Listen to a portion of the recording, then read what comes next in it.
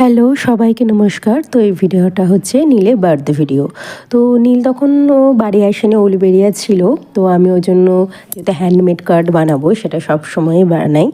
তো তার জন্য যা যা লাগবে সেই সমস্ত পেপার কিনে নিয়ে রেডি করে নিলাম। তারপর আমি আমার ওই বাড়ি গেছিলাম। ওই বাড়ি গিয়ে মার সাথে গিয়ে আমি ওর জন্যে গিফট কিনেছিলাম, একটা রূপোর বাটি কিনেছিলাম। আর সেই রূপোর বাটিটা আমি ওকে সন্দেশ দিয়ে দেবো, যেহেতু ওর খুব প্রিয়, সেই জন্য ওই সন্দেশ আর চকলেট ফকলেট যা হয় সেই সবগুলো কিনে নিয়ে কার্ডটাও একদম রেডি করে সব গুছিয়ে রাখলাম। ওর বার্থডে ছিল সানডে আর ও স্যাটারডে বাড়ি ফিরেছিল রাতে। তো আমি সমস্ত কিছু গুছিয়ে আমি ঘরে রাখিনি, সাইডে বারান্দায় রেখে দিয়েছিলাম।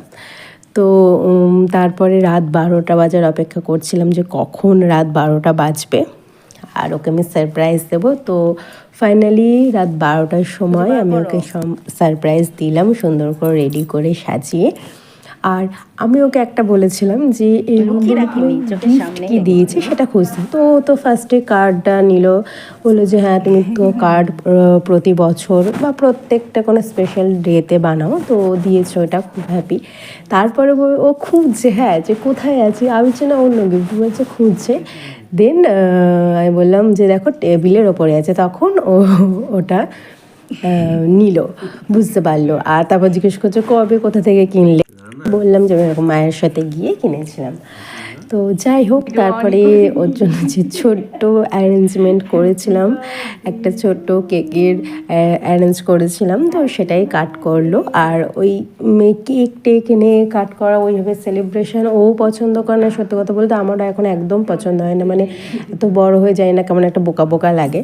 যাই হোক, ও পছন্দ করে না, সেই জন্য ওরকম কোনো কিছু করিনি। জাস্ট রাত 12টায় এটা হচ্ছে আমাদের বিয়ের পর প্রথম ওর বার্থডে। কিন্তু আমাদের বিয়ের আগে যে 7 বছর রিলেশন ছিল, প্রতি বছরই রাত 12টার সময় ওকে দিয়ে আমি কেক কাটাতাম। ওকে আমি আগে থেকে কেকটা দিয়ে দিতাম, তারপর ভিডিও কলে ও কেক কাটতো আর সেটা আমরা দুজনে মানে ওইভাবেই সেলিব্রেট করতাম। তো এই বিয়ের পর এটা যেহেতু ফার্স্ট ওর বার্থডে ছিল, তো এটা খুবই স্পেশাল ছিল। এত বছর ধরে ভিডিও কলে কেক কাটিংয়ের পর আমরা এই প্রথম ফার্স্ট ওকে সামনে থেকে যে মানে এই কেক কাটিংটা খুব ভালো লাগলো। আর এইটা দেখতে পাচ্ছ রুটি, বেগুন ভাজা, মিষ্টি, সেটা হচ্ছে পরের দিন ওর বার্থডে ব্রেকফাস্ট।